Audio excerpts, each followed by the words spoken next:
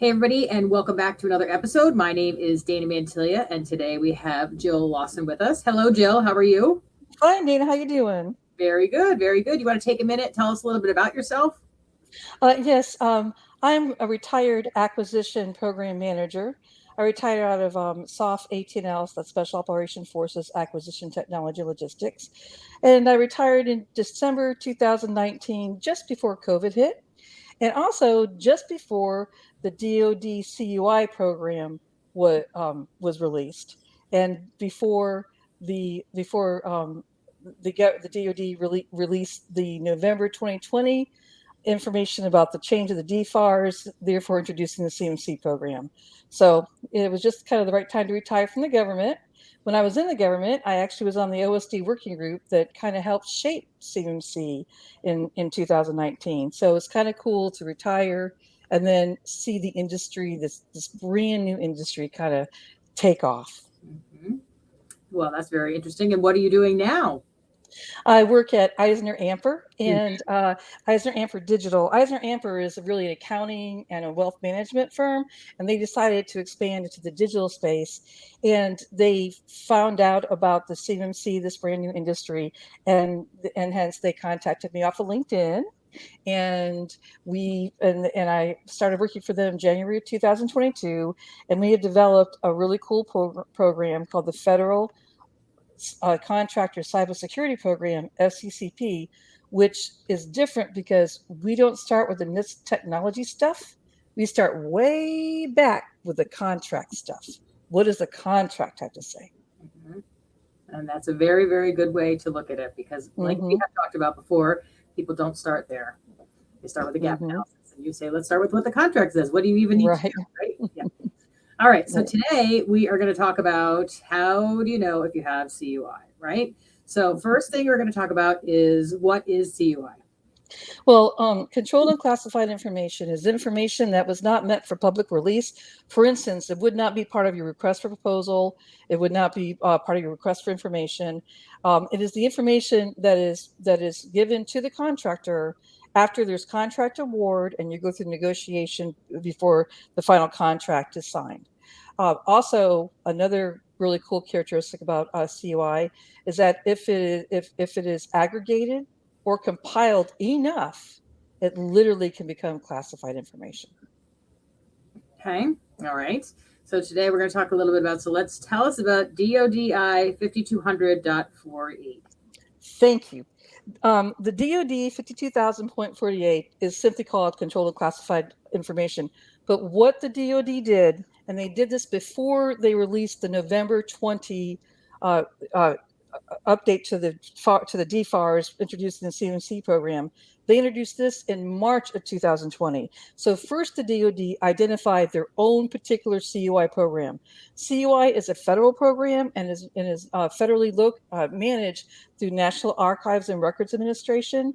But the DoD, because of the contractual issues and also because of the defense issues, the security issues, they wanted to create their own program, and they wanted to not only define through this DUDI, which is normally just geared for government people, they actually needed to include some some guidance for the contractors too, which is very unusual for DODI.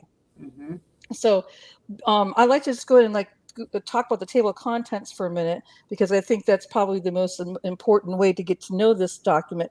And if you have the DFAR 252.204 7012 clause in your contract, I strongly suggest you go search DODI 52,000.48 and download it because this is going to impact you, your configuration and protection, and also it's going to kind of impact how you cost out your services for building proposals too. Uh, so the table of contents, first one is the general issuance information. Section 2 is responsibilities, and it gives a litany of responsibilities from U.S. Defense Intelligence and Security (INS) all the way down to Chairman of the Joint Chiefs of Staff. It just hits DoD CIO. That's all good and well. Let's kind of know who's responsible for who. But the biggest section to become familiar with is Section 3 programmatics, because it gives the background of CUI and it also gives the requirements, and it lets the government know what the parameters are that of which they can actually assign signed the designation of CUI. And part of controlling is they have all these rules, and if you create CUI at the behest of the government, you have to follow those same rules too. So, like for instance, you can't you can't control some information to cover up any bad actions there. And that's just an example, but there are a lot of examples, and so it's very important that the contractors that do create CUI understand what their parameters are too. And then the other one is the other thing to pay attention to is Section 5. Section 5 is where I'd like to spend the most time in today, is application of DoD industry. Never before have I seen a DoDI actually have paragraphs applicable to industry, and that was really quite interesting. The Here, let me just read for you because I don't want to do from memory. I want to give a clear picture of how important it is to understand this DoDI. On 5.1b, CUI with potential to impact national security may require enhanced protection. These enhanced measures would address both physical and logical procedures. Enhanced protection methods for systems hosting CUI include access control, audit and accountability, configuration management, identification and authentication, incident response, system and communication protection, system and information integrity, i.e. the NIST 800-171 framework. Those are all the families of the 171 framework. And what makes this CUI program so different than just being part of the NIST framework is that it really focuses on human behavior.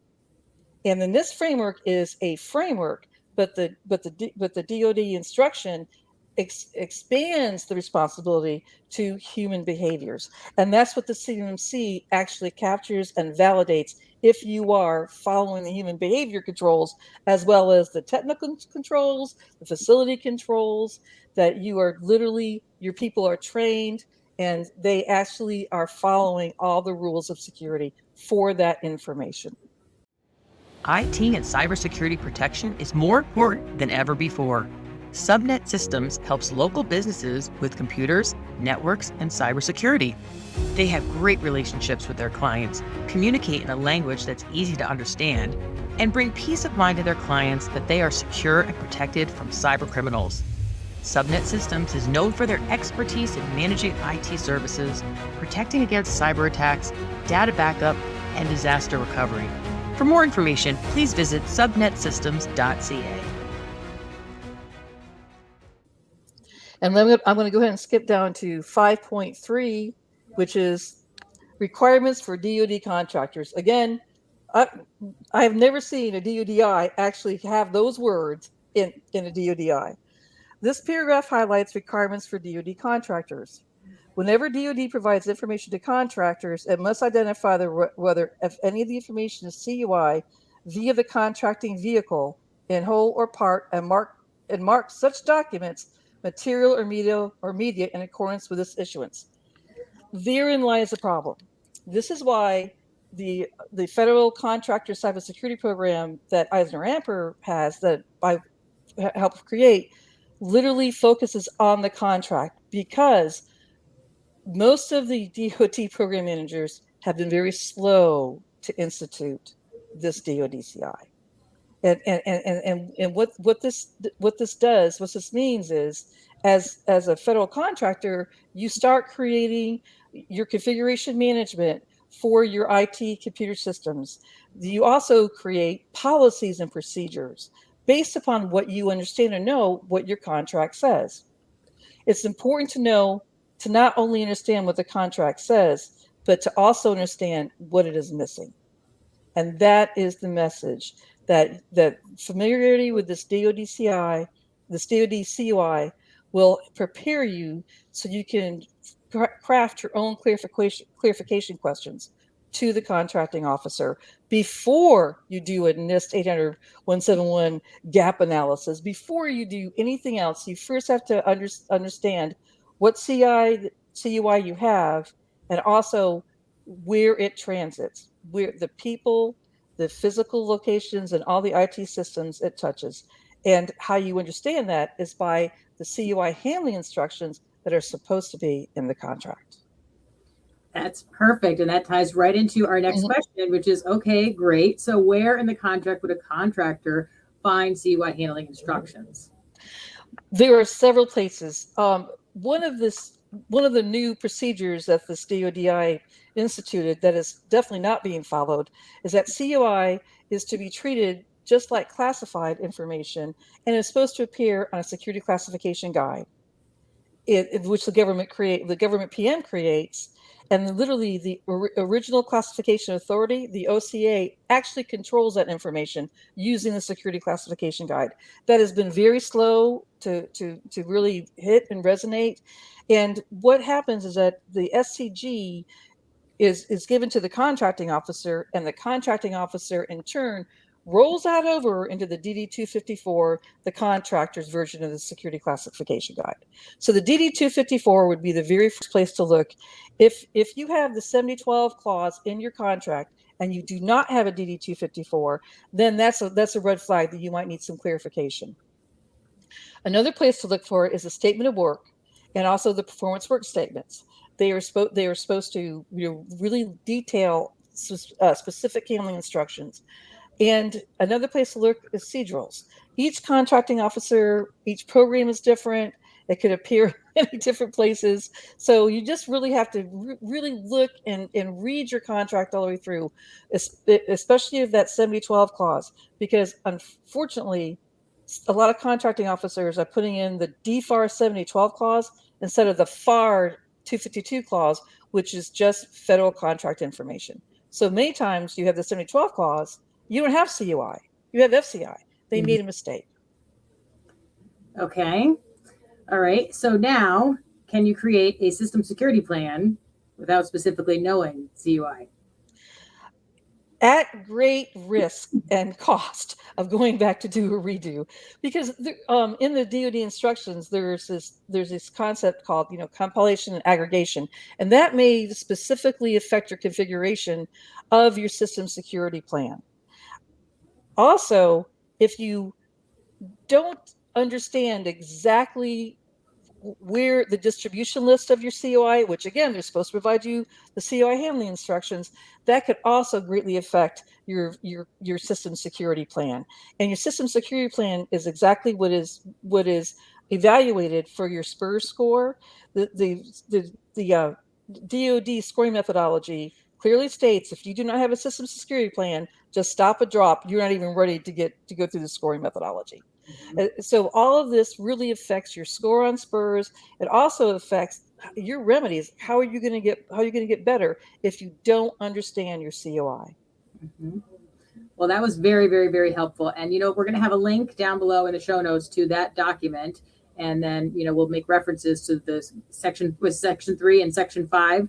You want to hone in on? Okay, so those people. So that was really, really helpful. That people need to take a look at that and look at the specifications of all that stuff. One thing I wanted to point out that you mentioned, which I think is very, very, very important, is the human factor that you were talking about, because that's why people need to understand this is going to take some time to implement. And I know we're all saying this, but I feel like we're all saying it to each other as opposed to the people that actually hear it, is that, because there are people involved, that it's not going to be like, oh, well, the IT department or the cybersecurity team, they're going to take care of all this, because there's a lot of stuff that you need to do with your own team internally. And the quicker we can spread that message around, that's going to definitely help people realize it's going to take time to, get all this stuff set up. Absolutely. I even recommend having a CUI champion, and that would be somewhere in the executive rank or the top leadership rank, because if you have a top leader or executive understand how the CUI permeates throughout the company, then that person would also sign the policy documents. and then we kind of keep control of what's going on. And as you win more contracts and stay more competitive because you are managing your CUI efficiently and effectively, because you have a leader up there that's watching the costs and understanding the impacts once over the entire enterprise, then that of course will make you more competitive. So as you win more contracts, you get different types of CUI, you expand your scope in the CUI world, and then that CUI champion manages the entire growth, so you don't lose that competitive edge. That's a great idea, a CUI champion. I think that's a great, great idea. And I think it will also help, this is a very intimidating, overwhelming process. And knowing that, okay, you're the champion of CUI. That's what you're going to focus on. Okay, you're going to focus on this. I think that might help people be able to digest it a little bit more too. So that's a great idea. Especially for budgeting. Mm-hmm. If you have somebody who understands and budgets. Yeah. Well, I think this was fantastic news, very helpful. We haven't ever really touched too much on this, DoDI, 5200. So this is going to be really good information for our viewers. And is there anything else you want to throw out there before we go?